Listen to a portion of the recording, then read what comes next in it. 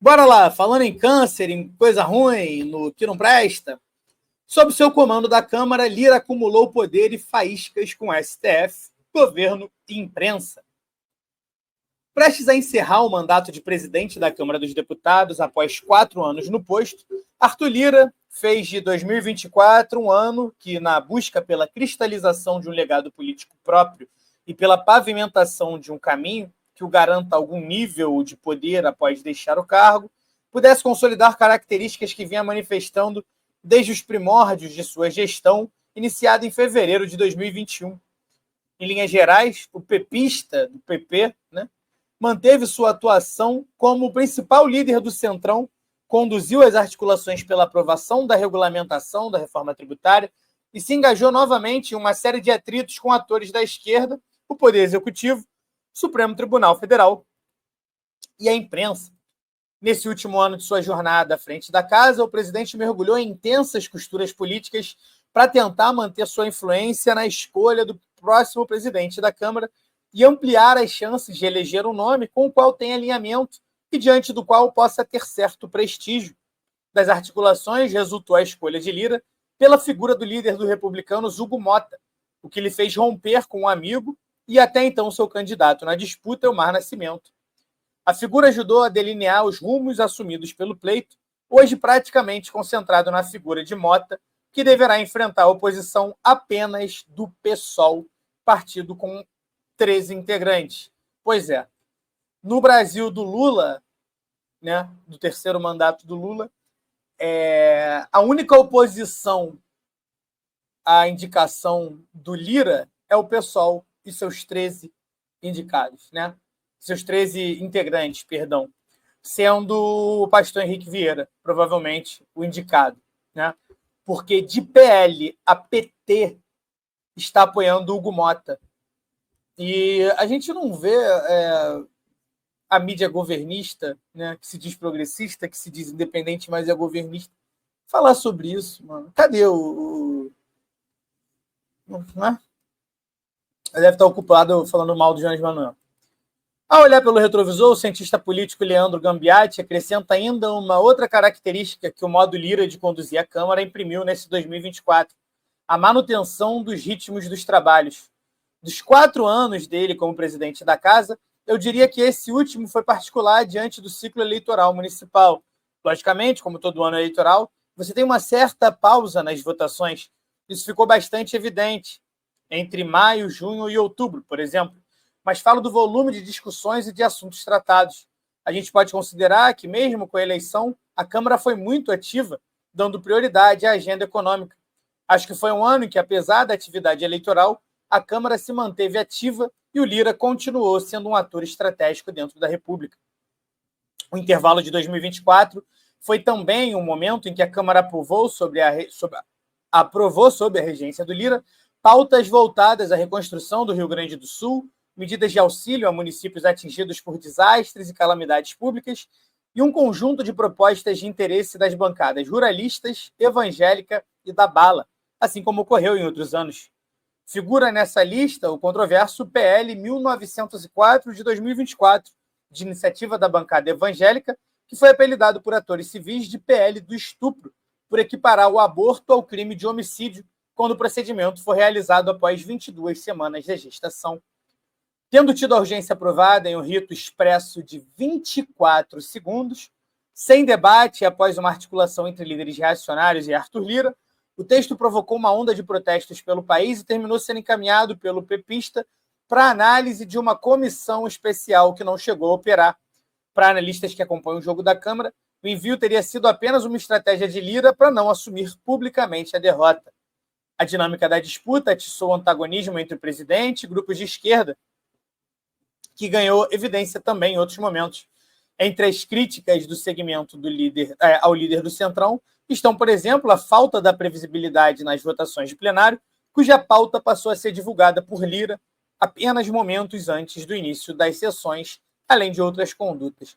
Era aquilo, Ele praticamente já sabia como ia ser a votação, e aí, quando ele declarava aberto, ele declarava em caráter de emergência, que reduzia o tempo da discussão.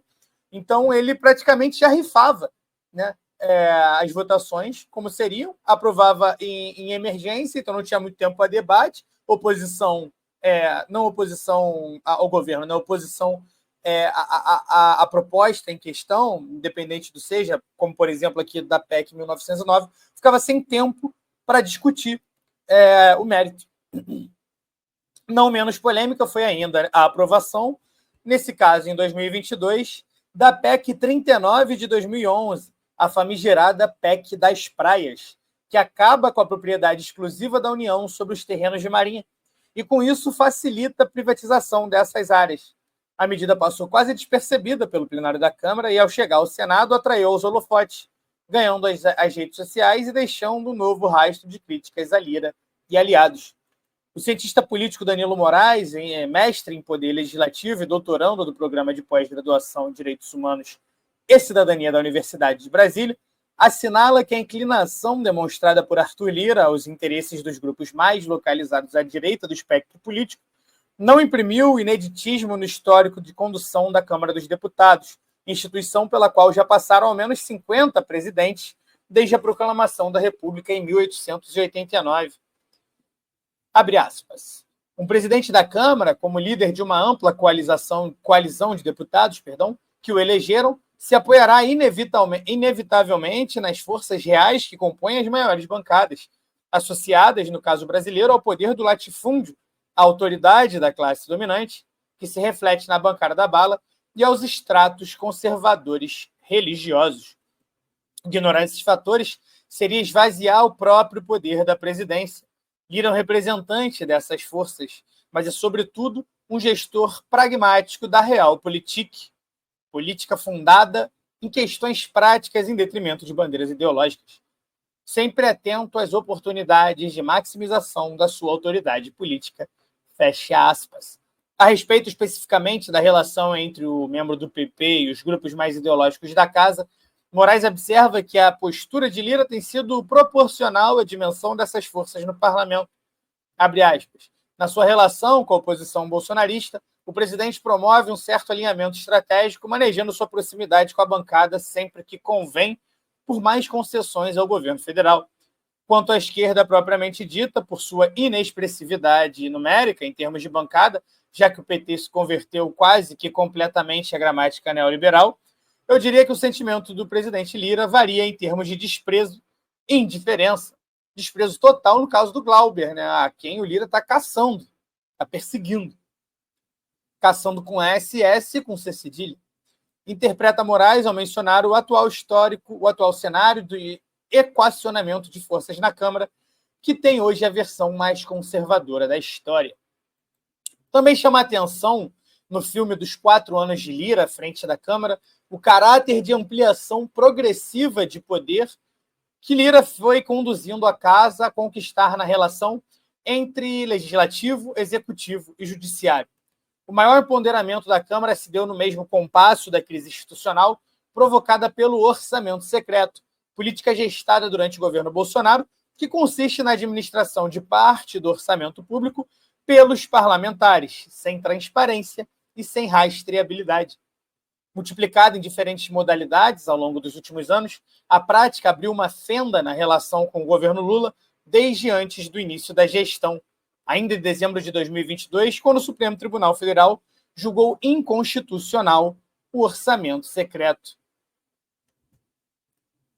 Desde então, a política tem gerado sobressaltos na relação entre os poderes. A instabilidade da relação entre a tríade dos poderes também se verificou em outros momentos, com destaque para a prisão, em março desse ano, do deputado federal Chiquinho Brazão, acusado de ser um dos mandantes do assassinato da vereadora Marielle Franco, atentado em que também foi morto o motorista da parlamentar Anderson Gomes. Em meio ao clamor popular que circunda o caso Marielle, com uma votação apertada, o plenário da Câmara acabou aprovando a manutenção da prisão em abril, mas não sem novas fissuras na relação com a STF. Apesar de defendida por setores da esquerda, a detenção de Brazão despertou nos bastidores uma série de controvérsias entre parlamentares de diferentes grupos políticos, para os quais a Corte teria desrespeitado prerrogativas do Legislativo pela Constituição Federal. Dos membros do Congresso Nacional só podem ser presos em caso de flagrante de crime inafiançável. Abre aspas. Na relação com os poderes, acho que Lira acerta ao defender as prerrogativas do parlamento diante de desdobramentos promovidos pelo STF, mas erra, no entanto, ao chantagear explicitamente o poder executivo. A autoridade do parlamento, numa democracia, é dinâmica e não se baseia apenas na legitimidade conferida pelas urnas, mas também nos sinais de retidão moral e de compromisso com os interesses da cidadania que são continuamente emitidos. Nesse sentido, o Congresso Nacional nunca foi tão venal.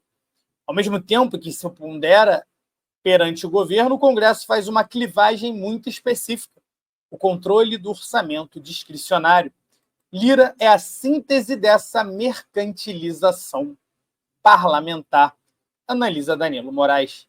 E teve também a treta com a imprensa, marcada por intempéries e indocilidades de ambos os lados. A relação do PP, do membro do PP, do Arthur Lira, com a imprensa, também foi um dos pontos de realce ao longo dos 4 anos de gestão de Lira na Câmara. O primeiro e mais evidente sobressalto surgiu ainda em fevereiro de 2021, quando, em meio à pandemia da Covid-19 e poucos dias depois de assumir o posto do presidente, o alagoano ordenou que o comitê de imprensa da casa fosse retirado do local onde estava desde a construção do prédio, em 1960, para dar lugar ao que seria seu futuro gabinete presidencial. Destinado à oferta de estrutura de trabalho para os jornalistas que cobrem rotineiramente a casa, o comitê tinha, por desejo de Oscar Niemeyer, o arquiteto do prédio, acesso direto ao plenário da Câmara e aos parlamentares, assim como uma vista privilegiada da parte frontal do edifício do Congresso Nacional, em cujo gramado costumam se concentrar manifestantes que se reúnem para atos políticos de maior porte. A localização do comitê era, portanto, considerada estratégica para o trabalho dos profissionais da imprensa. A iniciativa de substituir o espaço pelo gabinete presidencial era um desejo de outros presidentes que antecederam Arthur Lira, entre eles João Paulo Cunha, Arlindo Chinaglia, ambos do PT, Eduardo Cunha, do MDB, e Rodrigo Maia, então filiado ao DEM. Em virtude das variadas reações críticas, nenhum deles chegou a executar o plano, algo que Lira concretizou em apenas poucas semanas à frente do cargo, a revelia dos apelos públicos feitos por entidades representativas dos jornalistas e outras organizações civis. O cara tirou o povo de dentro do Congresso, de certa forma, né? Se a gente entender o jornalismo como uma ferramenta de transparência, uma ferramenta de diálogo entre o Congresso e o povo, ele tirou o povo de lá de dentro. A isso se sucedeu um conjunto de outras faíscas na relação entre o pepista e os jornalistas, que foi ganhando um ar crítico, um ar cítrico, especialmente pelo fato de Lira ter se colocado à disposição para coletivas de imprensa em escassos momentos nesses 4 anos. O mandatário substituiu as sabatinas pelos chamados pronunciamentos, igualmente escassos e sempre acompanhados do aviso, dado por sua assessoria, de que o presidente não vai responder perguntas. Foi bem autoritário, né? Há um balanço negativo nessa relação dele com a imprensa, porque houve muitos prejuízos para o acesso a informações de interesse público. Os presidentes anteriores concediam entrevistas com amplo espaço para perguntas, enquanto Lira acabou trocando essa dinâmica por uma rotina de meras declarações ou pronunciamentos rápidos, muitas vezes também repletos de agressividade. Isso sem contar com os achaques judiciais à imprensa por conta de reportagens sobre sua trajetória política e que contrariavam seus interesses. Então, o conjunto da obra, da relação do Lira com a imprensa e com a informação do interesse público é algo que tem um balanço bem negativo. Comenta o jornalista Pedro Rafael, da Coordenação Geral do Sindicato dos Jornalistas Profissionais do Distrito Federal. Achei que não ia falar, né? Na mesma sintonia, a presidenta da Federação Nacional dos Jornalistas, FENAGE, Samira de Castro, lembra que a postura do pepista fez com que Lira direcionasse seu alvo para veículos como Congresso em Foco, ICL Notícias e Agência Pública, entre outros que por ele foram acionados judicialmente por terem veiculado reportagens que lhe desagradavam pessoalmente. Abre aspas. A relação do presidente com a imprensa não foi das melhores.